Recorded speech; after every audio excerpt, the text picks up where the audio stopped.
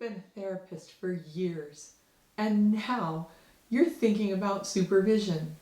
Here's the problem. No one ever actually taught you how to supervise. You know how to do therapy, but supervision is a completely different ballgame. If you try to supervise like you counsel, you're setting yourself up for frustration and, honestly, some big ethical pitfalls. Let's talk about what to do instead. I'm Dr. MJ Rose, and I've trained countless mental health professionals to become exceptional supervisors.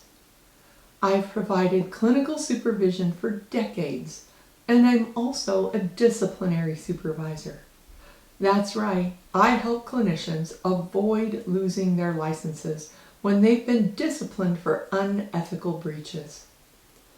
Unfortunately, most of those disciplinary supervisees were good clinicians who were simply misled by the poor examples of their supervisors or poorly informed by their programs or peers.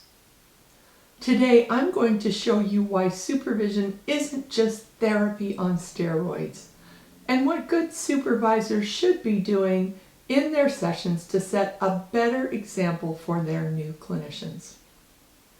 To help, I've designed a free supervision session guide linked in the description below. Also remember to like and subscribe for access to lots of free digital downloads just like that one. Right now, let's talk about the core difference between therapy and supervision.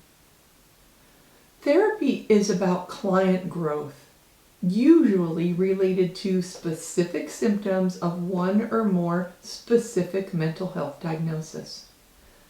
When the treatment goals are met, the clinical relationship usually ends. Supervision is about growth as well, but related to many different clinical skills and professional dispositions. Supervision also includes teaching, modeling, and professional identity development, and is only time limited by how long it takes the supervisee to earn their clinical hours toward licensure. A supervisee could become an excellent clinician during their time with you and still be obligated to additional supervision. They cannot stop supervision until they become licensed or until they choose a different supervisor. Also, evaluation is different. Whereas it is typical to utilize assessment instruments in therapy, they usually measure symptom improvement and aren't reported to others. I know there are exceptions to that, but usually not. All assessment in supervision informs the process, but it is also used to inform the licensure board about the supervisee's progress and fit for the profession. Because these evaluations can be negative and can have punitive effects, the need to address the power differential is significant. That means that because supervision is about professional competence and thus hierarchical, it can have authoritative aspects. Liability differs too. When you're treating clients, you're only liable for your behaviors with that client. When supervising, your liability extends beyond your relationship with the supervisee to the supervisee's relationship with each and every one of their clients. That means knowing with as much evidence and confidence as possible what is happening in their therapy sessions. Now, one way of knowing is by review of documentation. We all know we're required to document our own clinical sessions. But as a supervisor, you have to prove you've reviewed a legitimate number and variety of the supervisee's documented sessions. But further, we have to keep accurate, timely, and detailed supervision notes. It is a rare occurrence when we must turn those notes over to a third party. But supervision requires us to not only maintain quality supervision notes, but to write regular reports to the licensing board about the supervisee's development. If you haven't seen our video titled "The #1 Factor That Makes You a Great Supervisor," make sure to take a look at that to learn some of the biggest supervisor violations related to documentation errors. And on the topic of report submissions, supervisors do that as much for hours reporting as for gatekeeping. Supervisors, like educators, are required to consider a supervisee's fit for the profession. We do not have these types of concerns working with clients. Just with these examples alone, you can see how different supervision might be than counseling. To help you keep track of the differences, check out our free Supervision Algorithm PDF in the description below to help you keep track as you learn the supervision role. Now, there are some major supervision pitfalls I want to help you avoid. Today I'm going to talk about 2. The first is letting supervisees vent or ramble without any accountability. If you watched that video titled "The #1 Factor That Makes You a Great Supervisor," you learned that structure is the key to great supervision sessions. Clinicians are used to letting their clients vent uninterrupted.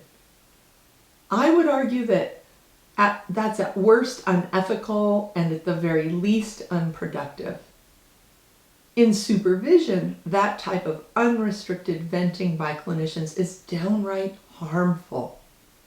It sends 2 poor messages to new clinicians. First, they don't have to come ready to learn, just to vent. And second, when clinicians get used to simply venting their way through supervision, they fail to think about active ways to change their experience. This is passive and dangerous and leads to the second major pitfall. When you let clinicians focus on venting, it leads to a slippery slope of treating them like clients instead of like professionals in training. You'll be tempted to help them resolve their emotions only, rather than to challenge their cognitions and behaviors.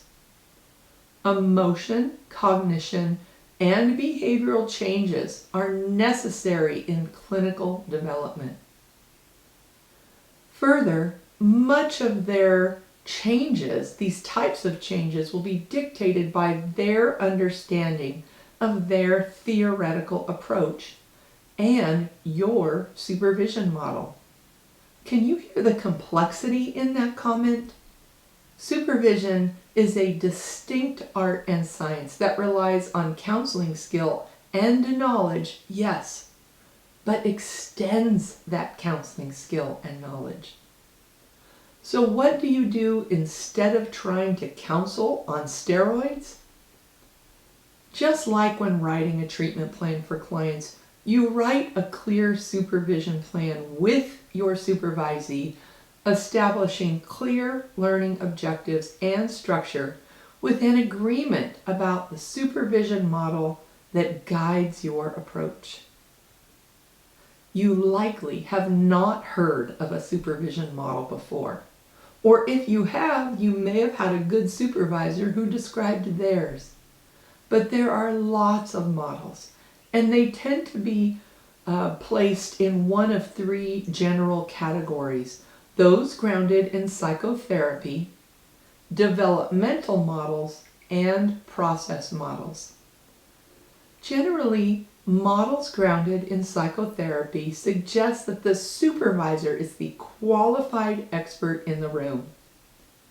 Relationship matters, of course, but the clear authority in those models is always the experienced clinician, and deep reflection is encouraged of both the supervisor and the supervisee. Developmental models focus on stages of clinical and professional development, using many categories to evaluate that development. Those categories can include how the supervisee receives feedback, how they respond to challenging clients, and how they assess ethical issues.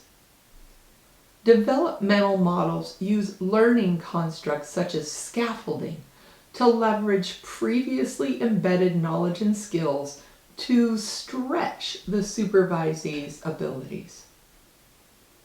Process models focus on what is actually happening during each supervision session, including the variety of roles a supervisor takes on during those sessions. They also are very relational. Most process models, in fact, were developed for clinical education purposes, so their focus on the process of supervisee training is not surprising. To help you better understand the general categories of supervision models, get your free Supervision Models Reference guide below. And if you want more free content, remember to like and subscribe as well. Now, I'm a process models kind of gal. I utilize Janine Bernard's discrimination model of supervision because of the clear structure, topics, and roles it provides. If you'd like to learn more about this and other models and actually see 9 different models in action, enroll now in the Cutting Edge Clinical Supervision course linked below. The course offers a free preview and video trailer. This 30-credit hour NBCC approved training course for supervisors, as I mentioned, covers 9 different supervision models with video demonstrations by yours truly. It addresses supervisory relationship management, has lots of detail about structuring supervision, provides video of management of 3 types of supervisees from very easy to very difficult, includes information about documentation practices, and addresses management of liability and ethical concerns. It also includes an extensive free workbook you can easily use in the room to prepare for and work with your supervisees. To get a 50% off code for that course, simply email us at info@thecounseloredge.com and include information in that email from this specific video about how supervision differs from counseling. And if you're already supervising and struggling or worried about managing clinicians, watch our next video, How to Handle Difficult Supervisees Like a Pro.